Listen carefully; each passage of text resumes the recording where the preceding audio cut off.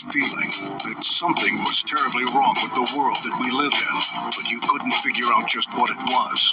Then you've come to the right place. Secret societies, mystery religions, and the Illuminati have been controlling our reality since the beginning of time. But not anymore, because there is an awakening happening, and you are about to become a part of it. Wake up, because this is a call for an uprising. This is a call for an uprising. Welcome to today's show.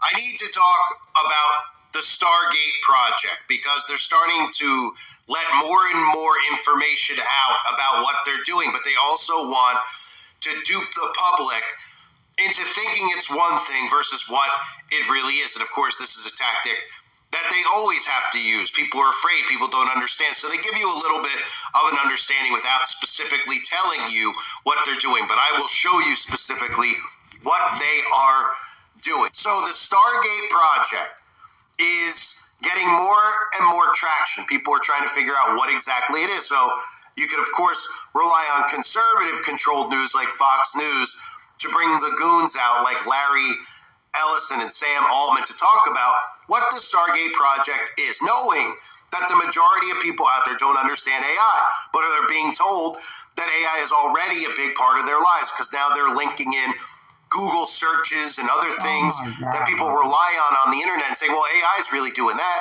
As most of you have noticed, Google searches now give you AI as the top answer, right?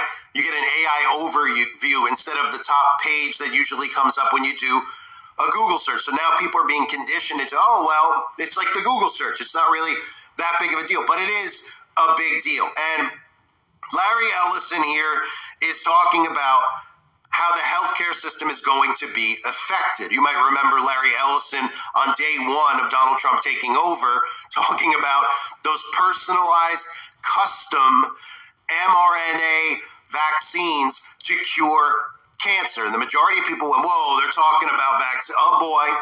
But of course, all it takes right after that is Donald Trump to come out and say men will play men's sports, women will play women's sports, for those people to forget about it. For those people to say, he's pushing that again. I thought he was over all that stuff with Operation Warp Speed. And they continue to put these little traps in place to get people's attention away from what they're actually doing, which is building out AI governance, which is the structure of the New World Order, which is everything, again, that they discuss at the World Economic Forum, the United Nations. This is the Tower of Babel rebuilt through artificial intelligence. So they want to explain what this means for healthcare, right? Because one of the transitions will be to healthcare.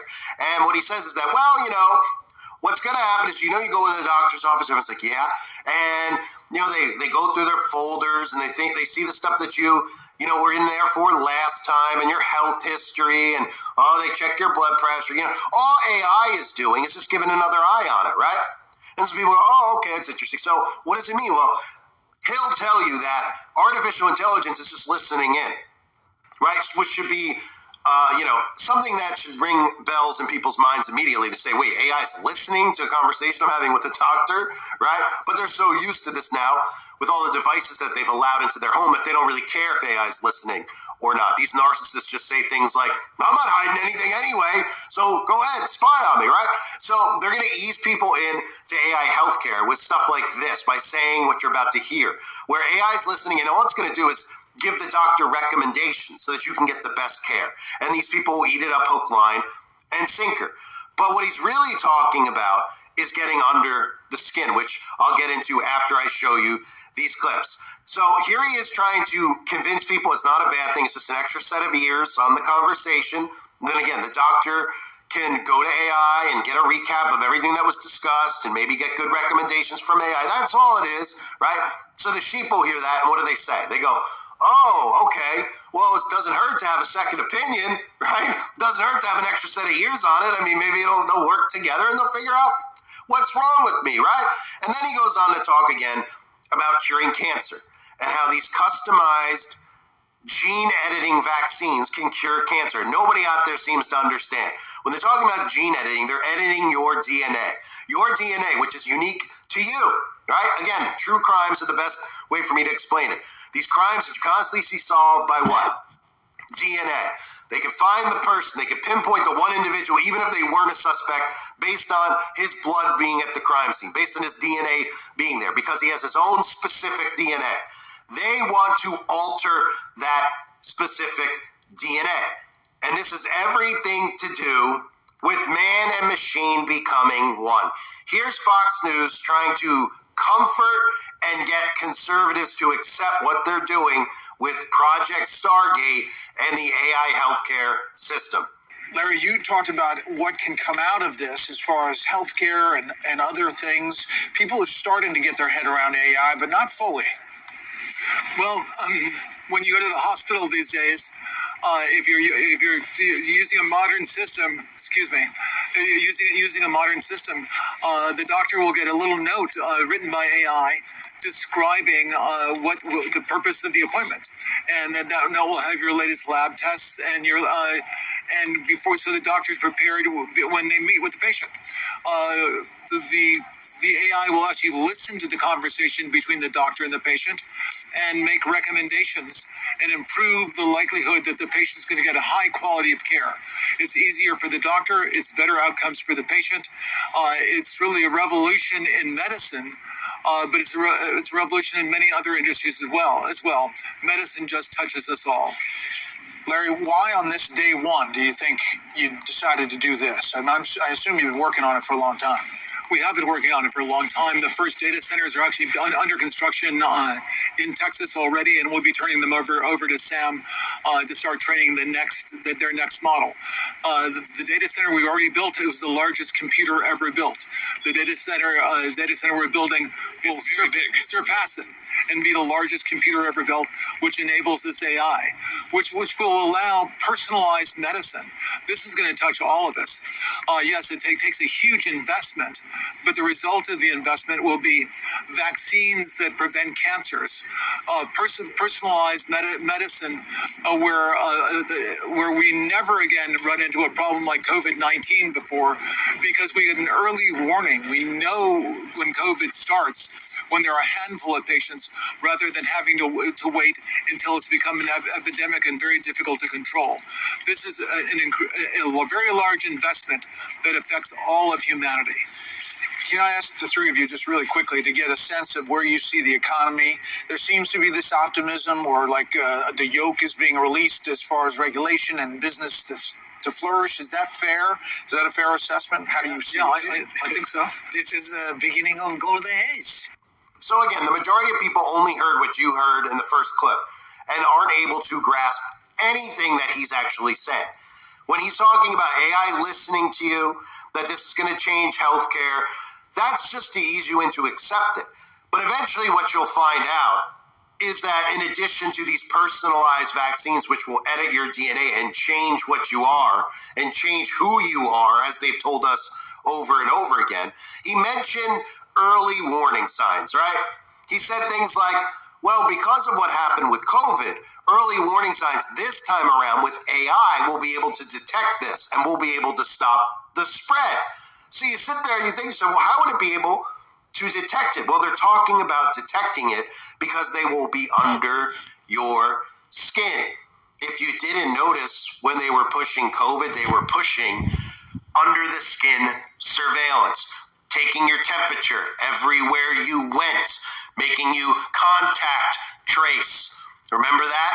With your phones, who you're near, telling you who's by you, who might have been in contact with somebody who had it before. And then you might have to quarantine because you went to Chuck E. Cheese and somebody at Chuck E. Cheese brushed a shoulder with somebody who might have been affected, and so on and so forth. This under the skin surveillance spread and became normal, and standing 6 feet apart, etc. I'm going to play for you these clips that explain exactly what they're doing with AI healthcare. This goes back to Yuval Harari. It goes back to the World Economic Forum. Them telling you openly, imagine if these people were able to be under your skin. They can detect diseases, sure. But how about being able to detect emotions? How about being able to detect through the television how you're feeling when you're hearing certain news reported? It's about monitoring and full-on surveillance of every single thing that's going on under your skin.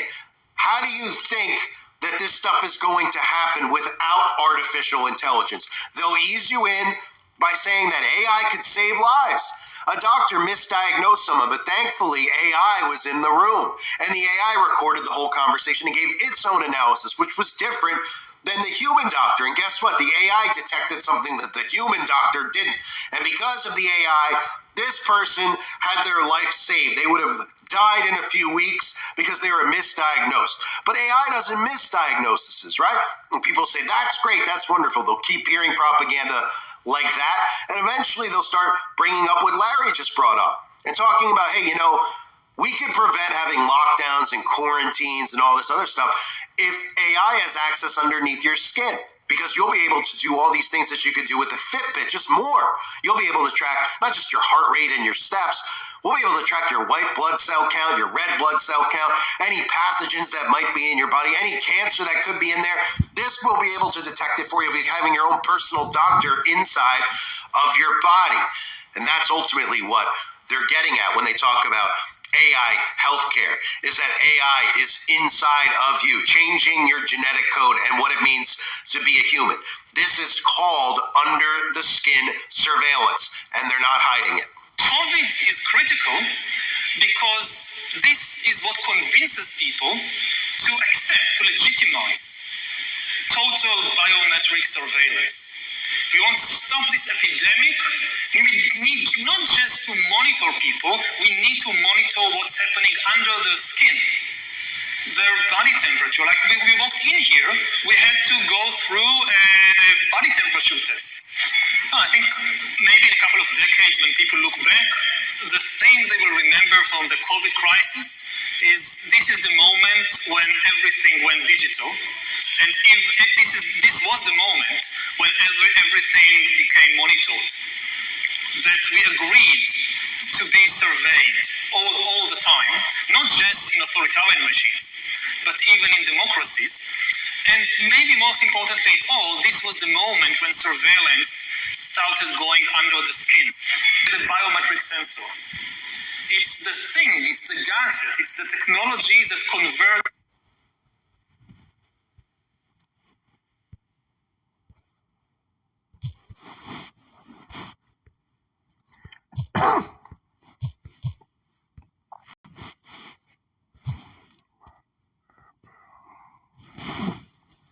Alright, I want to give all praise and glory to Yahweh, Hashem Yahushai, Hashem Kakodash, double honors to the elders and apostles of Great Millstone, and peace and blessings to our life. And that video right there showed you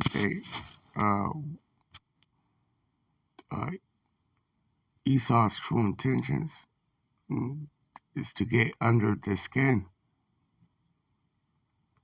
You say you want to get under your skin. What's that? That's the mark of the beast. It said, and he had, this Revelations 13 and 15, and he had power to give life unto the image of the beast, as the image of the beast should both speak and cause as many as would not worship the image of the beast should be killed.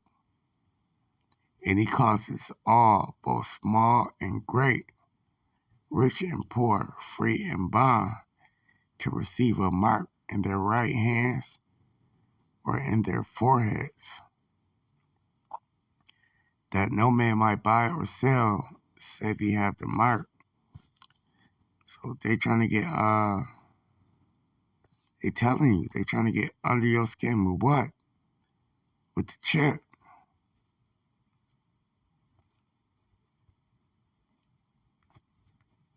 And trying to make it like it's a good thing. And you got this Neuralink.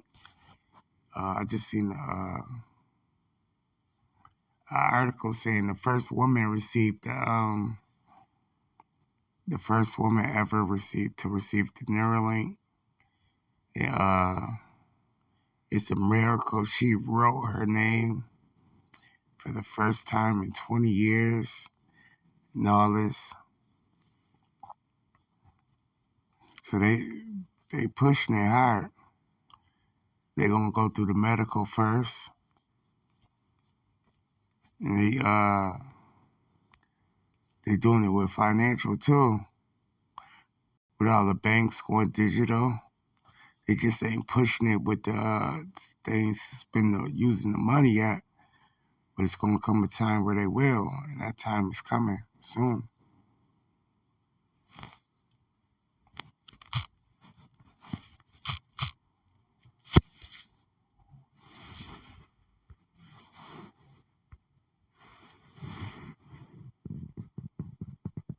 Biological data into digital data that can be analyzed by computers. And having the ability to really monitor people under the skin, this is the biggest game changer of all. With this kind of surveillance, I mean, you watch the big president, the big leader, gives a speech on television.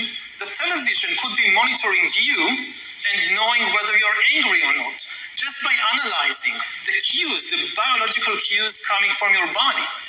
So now people are now watching us online. And that's how they got the pre-crime thing going on, where they just said they stopped a so-called T attack before it happened.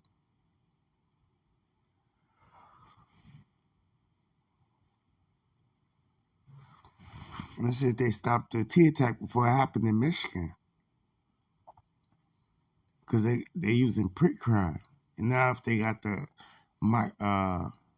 chip under your skin, and if you watching the president on TV and you getting mad, and they can detect that, what you think they're gonna do? They're gonna come get you.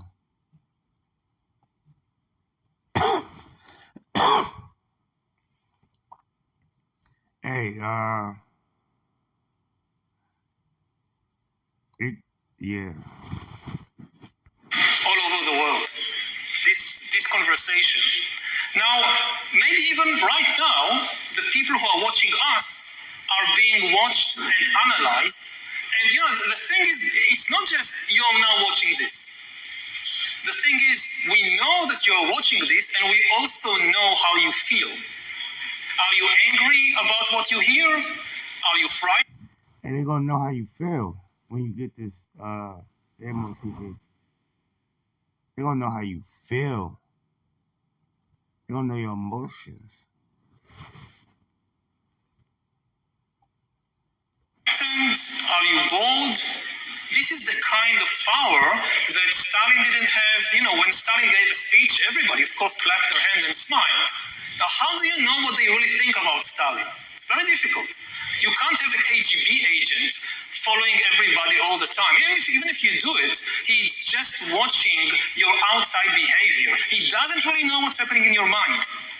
But in 10 years, the future Stalins of the 21st century, they could be watching the minds, the brains of all the population all the time. And also they will have the computing power to analyze all that. It's not just having an agent following everybody all the time. The agent in Stalin's days writes a paper. Who wouldn't live in a world like that? You have these millions of paper reports piling up in Moscow. Somebody needs to read them, to analyze them. That's impossible. Now you don't need human agents. You don't need human analyzers. You just have a lot of sensors and an AI which analyzes it, and that's it. You have the worst totalitarian regime in history. And COVID is important because COVID legitimizes some of the... This is the same devil right here, too, that said that they didn't need the Most High in Israel. Said we make water and trees and shit like that. This is a devil right here. This is a fucking real Amalekite. Crucial steps, even in democratic countries. The really big thing is hacking human beings. To hack human beings, you need a lot of biological knowledge, a lot of computing power, and especially a lot of data.